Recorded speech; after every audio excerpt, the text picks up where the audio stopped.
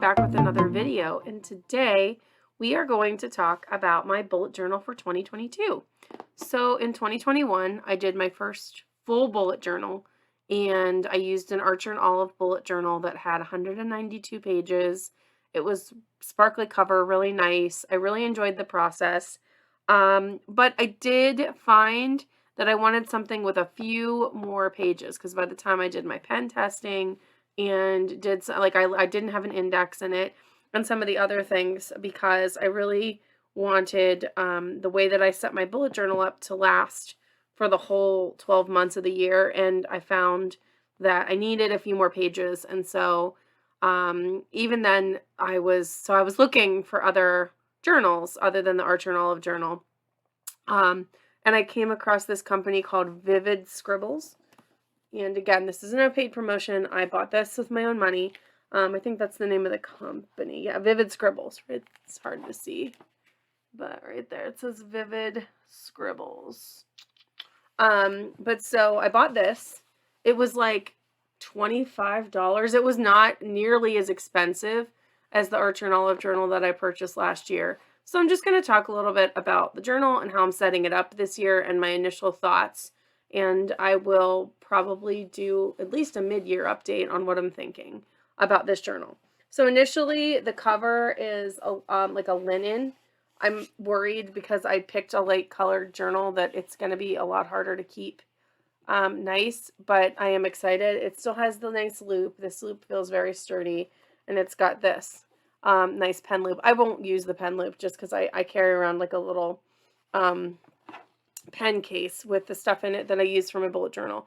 But yeah, so it's got a journal belongs to page, and one of the difference, so this one did have 200 pages. So yeah, they're vividscribbles.com is the company. This one does have 200 pages. And they're numbered. The Archer and Olive journals are not numbered. This is numbered, which is so cool because I don't have to number it, and that was a really neat thing. On top of that, not included in these 200 pages is a pen test page. I'll come back to that in a minute and talk about it. And not included is a key. I'm not sure if I'll use the key or not. An index page, which I've already decided is just going to have my months on it. And then there's 2 more index pages. I'm going to use these for other things. This one I'm going to write important dates just because sometimes it's nice to have big important stuff for me, like my daughter's diabetes, doctor's appointments and stuff. I'll probably write on this page. Not sure about this page yet. And then this is the first page of the journal. So before I get into that, it also has 3 nice ribbons. The Archer and Olive book has 2, and theirs have like a little metal thing at the end. This is just like a ribbon that's capped nicely. It's definitely sealed, so it shouldn't fray. But I like that there's 3 because that allows me to have 1 in the beginning for important dates, 1 on my monthly beginning, and 1 on the actual first week of the month or the week of the month where I'm at. So that'll be nice. I used to have to use a paper clip for part of that, so it's nice that we're going to have all those options. So right in the front, I always do a thing that's got birthdays and anniversaries. I didn't write them down yet because I don't want to dox myself. But yeah, I really like having this so that I can just write down who's where. And then I like to do a little page here. And last year I just did books I read in 2022. This year I'm also going to do movies I've seen and games I've played. I just think it will be fun to kind of have a spot to categorize all of those things because I've been doing a lot of that kind of stuff. Okay. So here is my January setup for my bullet journal. I have changed this a little bit from last year. So last year I had a page that was just the month and then a page that was like goals and habits. And then my mood tracker was separate. This year I'm going to do smaller mood trackers. This one is a little snowman with a scarf that I drew. And then I'm going to do a monthly habits part of this because I found that I wasn't really using the goals. I have a weekly notes section in each week that I use a lot, and I wasn't really using the monthly goals page too well, but I like having the habit trackers here, and I thought it would be a better use of my time to use that page somewhere else. I've yet to color the scarf in. I'm probably going to paint it, and we'll talk about that in a minute, but there's the calendar setup. That's how all my calendars will look. I'll actually go through and put all my calendars in here at the very beginning of the year so that they're in there and I can write in them as I go, at least in pencil, so that if things come up, they're in my calendar. So instead of having a goals page, what I want to do is have a page to dedicate to like posting on YouTube and Instagram and going live on Twitch, just to try to keep myself a little bit more consistent. I have some consistency goals for 2022. One of them is to have a consistent day of the week that I'm uploading YouTube videos. By now, I should know what that day is. I think it's going to be Thursdays, but it'll flash across the screen right now and tell you for sure. So I would like to be able to do a video every Thursday, and then if I have like a bonus video on Sundays, that would be fun too. But just every Thursday is kind of my goal for 2022. Then a bill tracker I always like to have each month, just to write down what we spent and what we owe and things like that. And then my monthly setups are all the same. I pretty much don't deviate these anymore. I really like this setup so that I have each day of the week a little spot for weekly notes, a spot here where I can put a calendar or extra stuff if I need it, and then a spot for my menu because I do care a lot about my meal planning and I want to make sure that that's in there. And that's as far as I have gotten so far, but each of my months or weeks will look the same, and then that's kind of going to be my monthly setup going forward, at least at first. This is my theme for January. It's kind of like the cozy blues and purples of a scarf. I think that looks really fun.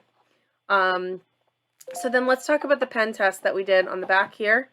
If we take a look, I really wanted to see if this would hold up, because one of the things that made the Archer and Olive journal kind of above and beyond others is that no matter what you do to it, it will not bleed.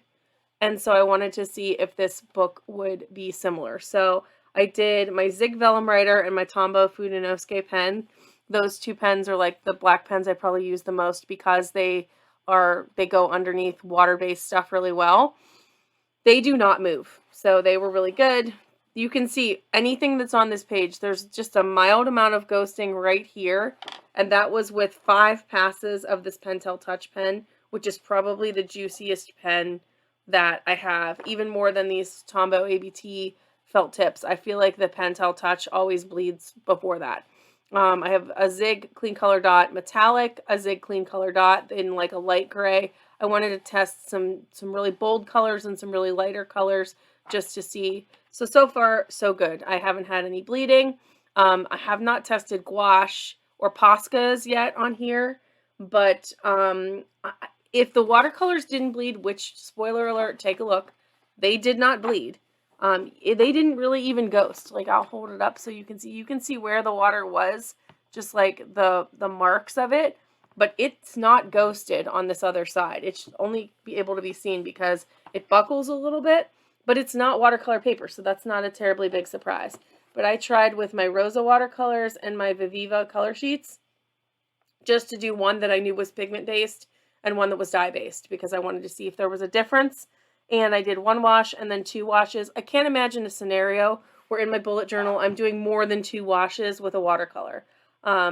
Occasionally I'll go over something a second time if it like doesn't dry nicely, but that is it. So yeah, I'm really pleased so far with this. It was a nice, inexpensive option compared to Archer and Olive, and I feel like it's going to do the job really well. It had more pages. The pages are numbered, and like I said, the numbers are a little bit hard to read. They're teeny tiny and they're very faint, but they are there. And so the fact that I don't have to number it is really nice.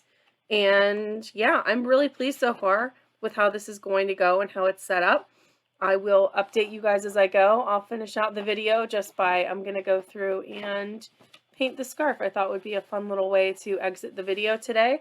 So thank you so much for watching, and hopefully you've enjoyed seeing my bullet journal setup. If I update anything as I go, I will let you guys know, and I will put it out there. But for now, I hope that you have a great day. Bye for now.